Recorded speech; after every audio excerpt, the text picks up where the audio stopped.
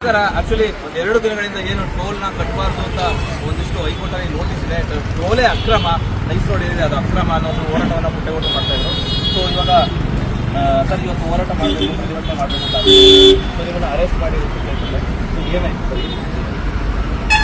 ನೋಡಿ, ಏನು ನೈಸ್ ಕಂಪನಿಯ ಹಗರಣ ಏನಿದೆ, ನಾನು ಜನಸಾಮಾನ್ಯರಿಗೆ ಹೈಕೋರ್ಟ್ ಆದೇಶದ ಸಮೇತ ನಾನು ಇವತ್ತು ಹೋರಾಟಕ್ಕೆ ಕರೆ ಕೊಟ್ಟಿದ್ದೆ.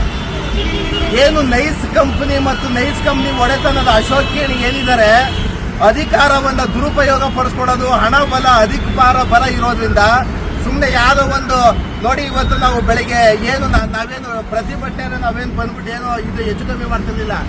ನಾವು ಹೇಳುವಂಥದ್ದು, ನಾವೊಬ್ಬ ಹೋರಾಟಗಾರನಾಗಿ ವಕೀಲನಾಗಿ ಹೋರಾಟ ಮಾಡುವಂತ ಸಂದರ್ಭದಲ್ಲಿ ನಾವೇನು ಸಾರ್ವಜನಿಕರಿಗೆ ತೊಂದರೆ ಕೊಡ್ತಿರ್ಲಿಲ್ಲ. ಸಾರ್ವಜನಿಕವಾಗಿ ಶಾಂತಿ ಮತ್ತು ಸುವ್ಯವಸ್ಥೆಗೆ ಧಕ್ಕೆ ಬರುವಂತ ಯಾವುದೇ ಕೆಲಸ ಕಾರ್ಯಗಳನ್ನ ನಾವು ಮಾಡ್ತಿರ್ಲಿಲ್ಲ.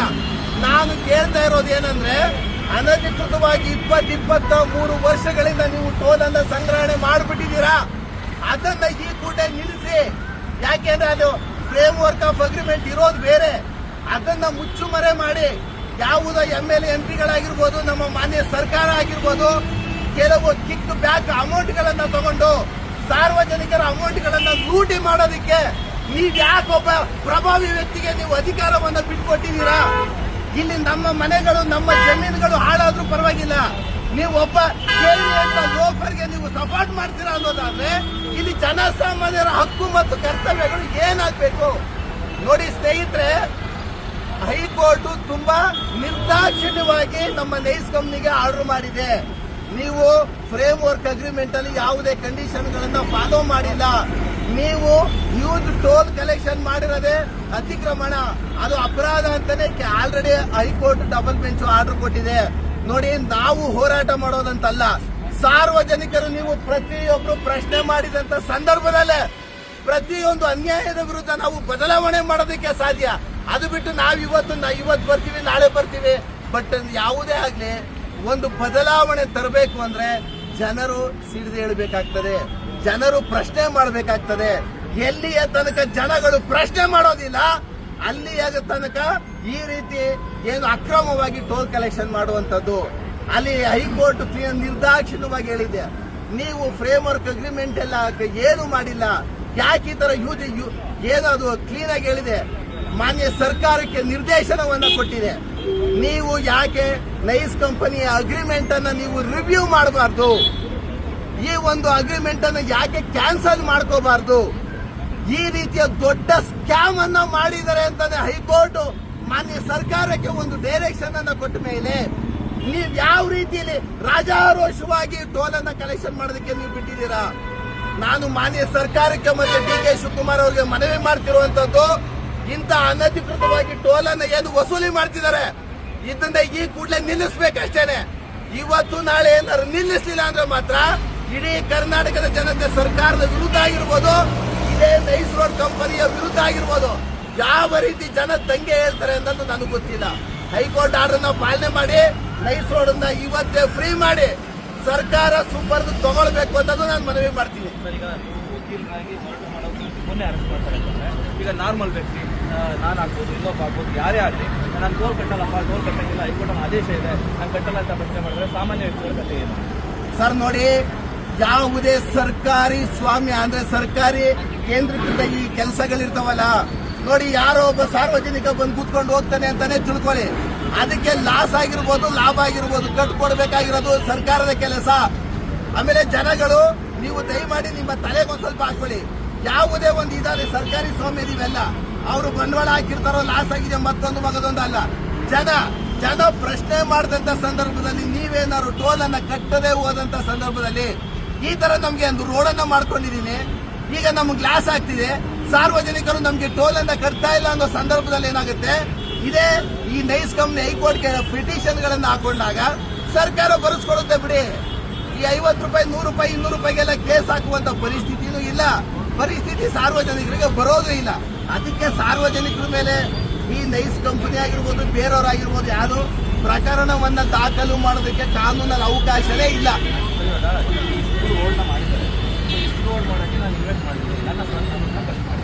ಸೊ ಹಾಗಾಗಿ ನಾನು ಸರ್ ಅಂದ್ರೆ ಇಡೀ ಕರ್ನಾಟಕದ ಜನ ದಯಮಾಡಿ ಅರ್ಥ ಮಾಡ್ಕೊಳ್ಳಿ. 1997 2003 ಫ್ರೇಮ್ ವರ್ಕ್ ಆದ್ಮೇಲೆ 20 ವರ್ಷದ ಗಡುವಿಗೆ ಅವಕಾಶ ಕೊಟ್ಟಿರ್ತಾರೆ ಅವರು. 20 ವರ್ಷಕ್ಕೆ 20 ವರ್ಷ 2023 ಹೋಯ್ತು. ಅದರಲ್ಲೂ ಏನಾಗುತ್ತೆ, ಅಗ್ರಿಮೆಂಟ್ ಅಲ್ಲಿ ಕೊಟ್ಟಿರುವಂತದ್ದು 97ರಲ್ಲಿರುವಂತದ್ದು ಸಿಸಿ ರೋಡ್ಗಳನ್ನ ಮಾಡಬೇಕು. ನಾನು 24 ಸಲ RT ಹಾಕಿದ್ದೀನಿ, ಒಂದು ಸಲ FW ಅಗ್ರಿಮೆಂಟ್ ಅನ್ನ ಕೊಟ್ಟಿಲ್ಲ ನಮ್ಗೆ. ಯಾಕೆ ಕೊಡಲ್ಲ ಅಂದ್ರೆ ಮಾಡ್ತಾ ಇರೋದೆಲ್ಲ ಹಗರಣಗಳಲ್ವಾ. ಅಲ್ಲಿ 20 ವರ್ಷದ ಹಿಂದೆನೆ ಸಿಸಿ ರೋಡ್ ಆಗಬೇಕು, ಟೌನ್ಶಿಪ್ ಗಳಾಗಬೇಕು, 111 ಕಿಲೋಮೀಟರ್ ಎಕ್ಸ್ಪ್ರೆಸ್ ವೇ ಮಾಡಬೇಕು, 48 ಕಿಲೋಮೀಟರ್ ರಿಂಗ್ ರೋಡ್ ಗಳಾಗಬೇಕು, 10 ಕಿಲೋಮೀಟರ್ ಲಿಂಕ್ ರೋಡ್ ಗಳನ್ನ ಕೊಡಬೇಕು ಅಂತಾನೆ ಅಗ್ರಿಮೆಂಟ್ ಅಲ್ಲಿ ಇರುವಂತದ್ದು. ಅಗ್ರಿಮೆಂಟ್ ಅನ್ನು ವೈಲೇಷನ್ ಮಾಡಿ ಯಾಕೆ ಇಷ್ಟು ದಿನ ಗೊತ್ತಿರೋರು ಅಥವಾ ಬುದ್ಧಿವಂತರು ಅಧಿಕಾರಿಗಳು ಯಾಕೆ ಸುಮ್ಮನಿದ್ರು ಅಂದ್ರೆ, ಲಾಸ್ಟ್ ಮಂತ್ ತನಕನೂ ಕೂಡ ಹೈಕೋರ್ಟ್ ಅಲ್ಲಿ ಸ್ಟೇ ಇತ್ತು, ಕೇಸ್ಗಳು ನಡೀತಾ ಇತ್ತು, ಅಲ್ಲಿ ಗಂಟ ಜನ ಆಟೋಮೆಟಿಕಲಿ ಸುಮ್ಮನಿದ್ರು. ಈಗ ಹೈಕೋರ್ಟ್ ಆರ್ಡರ್ ಆಗಿದೆ, ಯಾಕೆ ಸುಮ್ಮನಿರೋಣ ನಾವು? ಸರ್ ಈಗ ಅವರು ಏನ್ ಅಗ್ರಿಮೆಂಟ್ ಇತ್ತು ಅದು ವೈಲೇಷನ್ ಮಾಡಿದ್ರೆ ಸರ್, ಒಂದು ಬೇಸಿಕ್ಲಿ ಜನ ಅರ್ಥ ಮಾಡ್ಕೋಬೇಕಾಗಿರೋದು, ಈ ಒಂದು ಹಗರಣ ಇದೆಯಲ್ಲ, ಇದು ಬೇಸಿಕ್ ಇಂದಾನೆ ನಲ್ ಅನ್ವೈಡ್. ಇದು ಅಂದ್ರೆ ಮೊದಲ ದಿನದಿಂದನೇ ಪ್ರಾರಂಭ ಮಾಡೋ ಹಾಗಿಲ್ಲ. ಟೋಲನ್ನ ಇಷ್ಟು ದಿನ ಮಾಡಿರೋದು ಅಕ್ರಮ. ಅದ್ರಲ್ಲೂ 20 ವರ್ಷ ಫ್ರೇಮ್ ಆಫ್ ಅಗ್ರಿಮೆಂಟ್ ಅಲ್ಲಿ 20 ವರ್ಷ ಅಂತಿರುತ್ತೆ. 20 ವರ್ಷ ಅಂದ್ರೂ 2023 ಕ್ಲಿಯರ್ ಆಗಬೇಕಿತ್ತು. ಇದು ಆಲ್ರೆಡಿ ಇನ್ನೂ 3 ವರ್ಷ ಆಗಿರೋದು ಎಕ್ಸೆಸ್ ಆಫ್ ಸ್ಕ್ಯಾಮ್. ಇದು ಅಂದ್ರೆ ಅವಧಿನೂ ಮುಗಿದಿದೆ. ಫಸ್ಟ್ ಆಫ್ ಆಲ್ ಏನ್ ಅಗ್ರಿಮೆಂಟ್ ಆಗಿರೋ ಅಗ್ರಿಮೆಂಟ್ ಪ್ರಕಾರ ಇಟ್ಕೊಂಡಿಲ್ಲ. ಎಸ್, ಹೌದು ನೋಡಿ. ಆಮೇಲೆ ನಾನು ಹೇಳುವಂತದ್ದು, ಇದೇ ನೈಸ್ ರೋಡ್ ಅಕ್ಕಪಕ್ಕ ಏನಿದೆ ಇವಾಗ ಡಾಕ್ಯುಮೆಂಟ್ಸ್ ಎಲ್ಲ ಬರ್ತಾ ಇದೆ. ಅಲ್ಲೇನು ಲೇಔಟ್ ಅಲ್ಲಿ ಜೊತೆಗಿರೋರ್ಗೆ ಯಾರ್ಯಾರಿಗೋ ರಿಜಿಸ್ಟರ್ ಮಾಡಿರೋದು, ಮತ್ತೊಂದು ಮಗದೊಂದು ಒಂದೊಂದು ಸ್ಕ್ಯಾಮ್ಗೂ ನೈಸ್ ರೋಡ್ ಕೇಳಿ ನಿಮ್ಗೆ ಹೇಳುವಂತದ್ದು, ಯಾರ ಹತ್ರನೂ ಫೋನ್ ಹಾಕ್ಸೋದು, ಅಧಿಕಾರಿಗಳನ್ನ ಹಿಂದ್ ಬಿಡುವಂತದ್ದು, ನೋಟಿಸ್ ಕೊಡುವಂತದ್ದು, ಕೇಸ್ಗಳು ಹಾಕುವಂತದ್ದು, ಇದು ನನಗೆ ಹೊಸದಲ್ಲ. ಕೇಳಿ ನಿಮ್ಮನ್ನು ಮಾತ್ರ ನಾನು ನೈಸ್ ರೋಡ್ ಫ್ರೀ ಮಾಡೋದಂತದ್ದು ನಾನು ಬಿಟ್ಬಿಟ್ರೆ ನಿಮ್ಮನ್ನ ನಾಳೆಯಿಂದ ಪ್ರತಿ ಕ್ಷಣ ನೈಸ್ ರೋಡ್ ಅಲ್ಲಿ ಏನೇನಾಗುತ್ತೆ ಅಂತ ನೋಡ್ಕೊತಾರೋ. ಪ್ರತಿಯೊಬ್ಬರನ್ನು ಎಚ್ಚರ ಮಾಡುವಂತ ಕೆಲಸ ಮಾಡ್ತೀನಿ. ಪ್ರತಿಯೊಬ್ಬರನ್ನ ಹೈಕೋರ್ಟ್ ಡೈರೆಕ್ಷನ್ ತೋರಿಸಿ ರೋಡನ್ನ ಫ್ರೀ ಮಾಡುವಂತ ಕೆಲಸವನ್ನ ನಾನು ಮಾಡಿ, ಪ್ರತಿಯೊಬ್ಬ ಪ್ರಜೆಗೂ ಅರಿವನ್ನ ಕೊಡುವಂತ ಕೆಲಸವನ್ನ ನಾನು ಮಾಡೇ ಮಾಡ್ತೀನಿ. ಈ ನೈಸ್ ರೋಡ್ ಅನ್ನ ಫ್ರೀ ಬಿಡಿಸಗಂಟು ನಾನು ಹೋರಾಟನ ನಿಲ್ಸಲ್ಲ. ಇದನ್ನ ಇವಾಗ ಆಕ್ಚುಲಿ ಏನು ಹೈಕೋರ್ಟ್ ಆದೇಶ ಇದೆಯೋ ಅದನ್ನ ಎಲ್ಲರೂ ಪಾಲಿಸಬೇಕಾಗಿತ್ತು. ಬಟ್ ಆ ಆದೇಶನ ಪಾಲಿಸಿ ಅಂತ ಕೇಳಿದ್ರೇನೆ ಇದು ಮಾಡ್ತಾರೆ ಅಂತಂದ್ರೆ, ಆದ್ರೆ ಈಗ ನಾವೇನು ಆದೇಶದಲ್ಲಿ ಇರೋದಾದ್ರೂ ಏನು ಬ್ರೀಫ್ ಆಗಿ ಏನಿದೆ ಸರ್? ಏನು ನಿನ್ನೆ 29ಕ್ಕೆ ಆರ್ಡರ್ ಬಂದಿದೆ ಹೈಕೋರ್ಟ್ ಅಲ್ಲಿ. ಎಲ್ಲ ಲ್ಯಾಂಡ್ ಸ್ಕ್ಯಾಮ್ಸ್ ಅದು. ಅಂದ್ರೆ ನೈಸ್ ರೋಡಿನ ಅಕ್ಕಪಕ್ಕ ಜಮೀನು ಒತ್ತುವರಿದಾರರು ಅಂತ ಏನಿದ್ರೆ, ಎಷ್ಟೋ ಒತ್ತುವರಿ ಆಗಿದೆ, 500,000 ಎಕರೆ ಒತ್ತುವರಿಗಳಾಗಿದೆ. ಆಮೇಲೆ 30-40 ಏನು ಒಂದು 23ರಿಂದ 30 ವರ್ಷ ಏನು ನೈಸ್ ರೋಡ್ ಕಂಪನಿಗೆ KDB ಅಕ್ವಿಸೇಷನ್ ಮಾಡಿ ಲ್ಯಾಂಡ್ ಅನ್ನ ನೈಸ್ ಕಂಪನಿಗೆ ಕೊಟ್ಟಿದೆಯಲ್ಲ, ಅವತ್ತಿಂದನೂ 30ರಿಂದ 35% ಜನಗಳಿಗೆ ಇವತ್ತು ಲ್ಯಾಂಡ್ ಲಾರ್ಡ್ಸ್ ಗಳಿಗೆ ಕಾಂಪನ್ಸೇಷನ್ ಹೋಗಿಲ್ಲ, ಇವತ್ತಿಗೂ ಹೋಗಿಲ್ಲ. 23 ವರ್ಷದಿಂದ ಜಮೀನು ಕಳ್ಕೊಂಡವರು ಪಾಪ ಕೋರ್ಟ್ ಕಚೇರಿಗೆ, AC ಆಫೀಸ್ಗೆ, DC ಆಫೀಸ್ಗೆ ಅಲಿತಾವ್ರೆ. 23 ವರ್ಷ ಬೇಕೇನೆ ಕಾಂಪನ್ಸೇಷನ್ ಕೊಡೋದಕ್ಕೆ ಇವ್ರಿಗೆ. 23 ವರ್ಷದಿಂದ ಜಮೀನ ಕಳ್ಕೊಂಡಿರೋದಲ್ಲದೆ ಅವತ್ತು 12 ಲಕ್ಷ, 15 ಲಕ್ಷ, 20 ಲಕ್ಷ, 8 ಲಕ್ಷ ರೂಪಾಯಿ ಜಮೀನು ತಗೊಂಡಿದ್ದಾರೆ. ಇವತ್ತು ಅದೇ ಜಮೀನು ನಮ್ಮಲ್ಲಿ 8 ಕೋಟಿ 15 ಕೋಟಿ ಗಂಟೆ ಹೋಗಿದೆ. ಇದರ ನಷ್ಟ ಪರಿಹಾರ ತುಂಬಿಕೊಡೋದು ಯಾರು? ನೈಸ್ ಕಂಪ್ನಿ ಅಂತ ಬರ್ತಾನ, ಅಶೋಕೇಣಿ ಬರ್ತಾನ ಅಂತೆ. ಇವ್ರದ್ದೇನ್ರಿ ಫಾರಿನ್ ಫಂಡ್ಗಳು ಬರ್ತದೆ. ಇಲ್ಲಿ ನಮ್ಮ ಜನಸಾಮಾನ್ಯರ ಜಾಗ ಹೋಯ್ತಲ್ಲ, ಯಾರು ಬರ್ತಾನ? ಅಶೋಕೇಣಿ ಬರ್ತಾನ, ಅವ್ರ ಅಪ್ಪ ಬರ್ತಾನ. ಹೌದು. ಪ್ರಶ್ನೆ ಏನಪ್ಪ ಅಂದ್ರೆ ಜನರ ಪರವಾಗಿ ಪ್ರಶ್ನೆ ಏನಂದ್ರೆ, ಪ್ರತಿಯೊಬ್ಬರು ಟೋಲ್ ಕಟ್ತಾರೆ, ಪ್ರತಿಯೊಬ್ಬರು ಟೋಲ್ ಕಟ್ಟೋದು ಅಕ್ರಮ. ಈಗ ಸದ್ಯ ಜನಕ್ಕೆ ಏನ್ ಬೇಕಾಗಿದೆ, ಸೊ ಫ್ರೀಯಾಗಿ ಹೋಗ್ಬೇಕಾಗಿದೆ, ನಾನು ದುಡ್ಡು ಕಟ್ಟಬೇಕಲ್ಲ ಅನ್ನೋದಾಗಿದೆ. ಈಗ ಜನಗಳು ಏನ್ ಮಾಡ್ಬೋದು? ನಾನು ಇಡೀ ಕರ್ನಾಟಕದ ಜನತೆಗೆ ಮಾಹಿತಿ ಕೊಡ್ತಿರುವಂತದ್ದು, ನಮ್ಮ ನೈಸ್ ರೋಡ್ ಅಲ್ಲಿ ಏನು ಗ್ರಾಹಕರು ನೀವು ಸಂಚಾರ ಮಾಡ್ತಾ ಇದ್ದೀರಾ, ಯಾರು 1 ರೂಪಾಯಿಯಿಂದ ಕಟ್ಟಬೇಡಿ. ನಿಮ್ಮ ಮೇಲೆ ಯಾವ ಪ್ರಕರಣವೂ ದಾಖಲಾಗೋದಿಲ್ಲ. ನಿಮ್ಮ ಮೇಲೆ ಅಟ್ಲೀಸ್ಟ್ ಪ್ರಕರಣ ದಾಖಲಾಯಿತು ಅಂತ ತಿಳ್ಕೊಳ್ಳಿ. ಕೋರ್ಟ್ ನಿಮ್ಗೆ ಕೇಳುತ್ತಲ್ಲ, ಇಂದು ಸರ್ಕಾರದಿಂದ ಪರವಾನಗಿ ಪಡೆದ ಪತ್ರ ತಗೊಂಬರಪ್ಪ ಅಂತ ಕೇಳ್ತಾರಲ್ವಾ. ಈಗ ನಾನು ಹೇಳ್ತಾ ಇರೋದು, ಇವ್ರೇನ್ ಮಾಡ್ತಾರೆ ಗೊತ್ತಾ, ಕಟ್ಟಿಸ್ಕೊಳ್ಳದೆ ಇರೋದಕ್ಕೆ ಯಾವ್ದೊಂದು ಹೈಕೋರ್ಟ್ ಆರ್ಡರ್ ಕೇಳ್ತಾವ್ರಲ್ವಾ, ಕಟ್ಟಿ ಅಂತ ಹೇಳ್ರಿ. ಆರ್ಡ್ರು ಟೋಲ್ ಅನ್ನ ಕಟ್ಟಿಸ್ಕೊಳ್ಳಿ ಅಂತ ಯಾವ ಸರ್ಕಾರ ಆರ್ಡರ್ ಮಾಡಿದೆ? ನನಗೆ ಕರ್ನಾಟಕ ಸರ್ಕಾರದ ಅಧಿಕೃತ ಆದೇಶ ಬೇಕಲ್ವಾ? ಜನಗಳು ಇದನ್ನು ತಿಳ್ಕೋಬೇಕಲ್ವಾ? 2007-8 ನಲ್ಲನ್ ವೈಡ್ ಮಾಡಿ ಬಿಸಾಕವ್ರೆ. ಇವನ್ ಯಾರು? ಇವನು ಎಷ್ಟ ಮಾಡ್ಕೊಳಕ್ಕೆ ಕೇಳಿ? ಯಾರೋ ಒಬ್ಬ ಮಿನಿಸ್ಟರ್ನ, ಯಾರೋ ಒಬ್ಬ CM ನ ಇಟ್ಕೊಂಡು ಕಿಕ್ ಬ್ಯಾಕ್ ಅಮೌಂಟ್ ಗಳನ್ನ ತಗೊಂಡು ನೈಸ್ ಕಂಪ್ನಿನ ಮುಂದುವರೆಸ್ಕೊಂಡು ಹೋಗ್ತಾವ್ರೆ.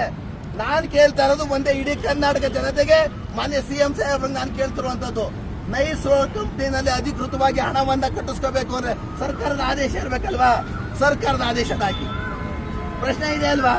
ಟೋಲ್ ಅನ್ನ ಕಟ್ಟಿಸ್ಕೊಳ್ಳೋದಕ್ಕೆ ಮಾನ್ಯ ಕರ್ನಾಟಕ ಸರ್ಕಾರದ ಆದೇಶ ಆಗ್ಬೇಕಷ್ಟೇ. ಈಗ ಆಗ್ಬೇಕಲ್ವಾ? ಎಲ್ಲಿದೆ ಆರ್ಡರ್ ಅವ್ರ ಹತ್ರ? ಈಗ ಸರ್ ಈಗ ಓಕೆ ಆದೇಶ ಕೇಳಿದ್ರು. ಈಗ ನಿಮ್ಮನ್ನ ಅರೆಸ್ಟ್ ಮಾಡಿದಂತೆ ಯಾಕೆ ಅಂದ್ರೆ ಪ್ರೊಟೆಸ್ಟ್ ಮಾಡೋದು ತಪ್ಪ ಅಥವಾ ಕೇಳೋದು ತಪ್ಪ? ಏನಕ್ಕೆ ಈಗ ನಾನು ನಿಮ್ಮನ್ನೇ ಅರೆಸ್ಟ್ ಮಾಡಿದ್ರೆ ಯಾರು ಕೇಳೋದೇ ಬಿಟ್ಬಿಡ್ತಾರೆ. ಈಗ ನಾನು ಪ್ರಿಯ ವೀಕ್ಷಕರೇ, ಸಿನಿಮಾ, ರಾಜಕೀಯ, ವಿಚಾರ ವಿಮರ್ಶೆ, ಸಂದರ್ಶನ ಹಲವಾರು ವಿಷಯಗಳಿಗಾಗಿ ನಮ್ಮ ಆದಿಪುರುಷ ಸ್ಟುಡಿಯೋಸ್ ಚಾನೆಲ್ಗೆ ಸಬ್ಸ್ಕ್ರೈಬ್ ಮಾಡಿ. ಲೈಕ್, ಶೇರ್, ಕಮೆಂಟ್ ಮಾಡುವುದರ ಮೂಲಕ ನಿಮ್ಮ ಬೆಂಬಲ ವ್ಯಕ್ತಪಡಿಸಿ. ಮತ್ತೆ ಸಿಗೋಣ.